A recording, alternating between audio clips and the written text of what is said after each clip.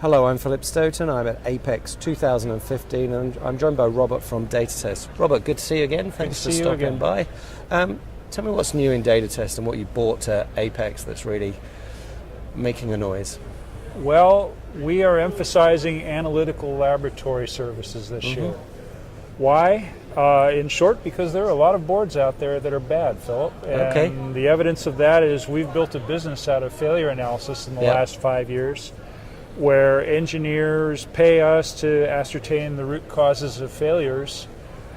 Surprisingly, most of them are solderability defects. Right. You would have thought by now we've licked most of those problems. I was going to say, Bob, aren't they learning?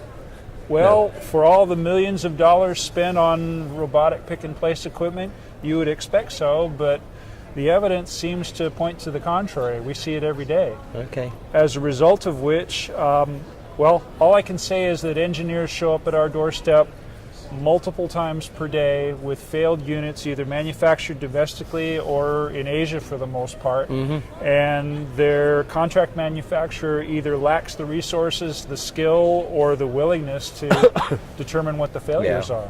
Yeah. So that's where we come in. Okay, and when you do analyze the failures, you're doing that for the client, but that's feeding back to the manufacturer. Are you actually able to impact on the process and actually see some material improvement in what they're doing? Absolutely.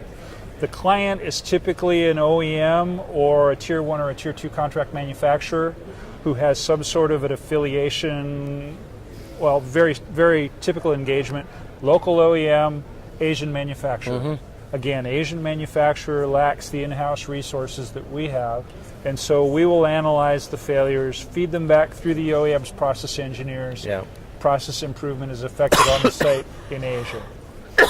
Excuse me. And if we look at that process, that goes all the way back to design. Do you actually get involved in impacting on the design, or is it really just manufacturing process? It's 95% manufacturing process, 5% design. Yeah. Typically, a design is finished and production ready by the time it arrives at our facility. We are very rarely given the opportunity to provide input into the design. By the time it reaches us, it's a done deal. It's a fait accompli.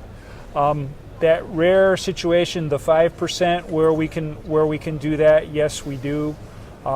We used to offer training to designers in design for testing, but the fact that it's such a rare occurrence, it's hardly worth our while these days. Doesn't make sense to do. No. Okay. And a typical engagement, you then provide back the data to them. They take corrective action. Yes.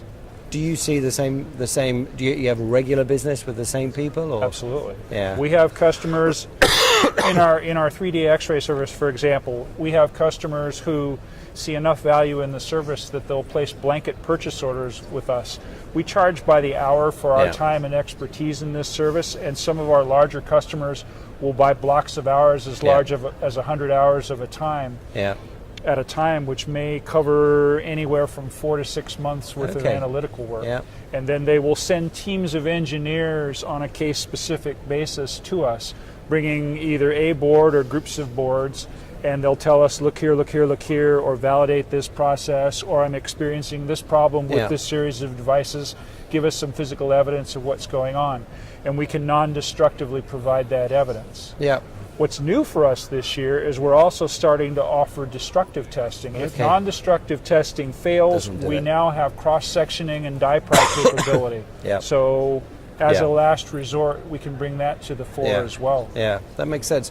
Robert, I'm thinking if I'm an equipment manufacturer or a process guy, maybe making solder paste, you've got a huge depth of knowledge of where this stuff's being used, what's going wrong. Do those guys ever reach out for data to you? Yes, they do. In fact, several solder paste manufacturers have employed us on a consulting basis for process optimization. One, in fact, will send boards periodically to us from their own development laboratories as process test vehicles with different compositions of paste. They won't tell us what they are, obviously, but our assignment is to X-ray them and measure any imperfections in the surface conditions of the solder, take void measurements, take volumetric measurements and so forth and provide that data back to them. And from that, they change the parameters of their formulas, and that determines to some degree what they introduce to the marketplace. Yeah, yeah. So it seems that product failure is a bit like death and taxes.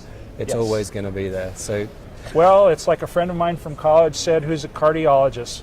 In his business, vice is good for business. Well, there you go. In my business, process imperfections are always good for business. Yeah, and the processes are getting harder and harder, so those things aren't going to go away. With miniaturization of the technology, with what we're doing to cram more processing stuff per unit real estate into tablets and smartphones and so forth, high-end controls, the problems will only magnify. Yeah, and once you get into wearables and flexibles and all kinds of other challenges, there's even more for you to deal with. Exactly. Robert, thanks very much for your time. My pleasure. Thanks for stopping by, and continued success. Thank you. Thanks for having me. Thanks a lot.